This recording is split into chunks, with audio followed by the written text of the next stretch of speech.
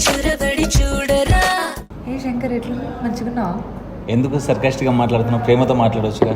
శంకర్ ఆ. బాగున్నావా?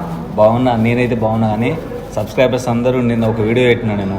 ఏ వీడియో? జానుతో ఒక వీడియో పెడితే అన్న ఏమైంది పారు వదిలేసినావా, పారు ఏమైంది, పారు ఎక్కడికి వెళ్ళింది, ఏంటి అని అడుగుతున్నారు. అంటే పారు వదినా, పారు వదినా, పారు వదినా. అలా ఇలా వదిలేస్తాను శంకర్, వదిలేస్తానా చెప్పు?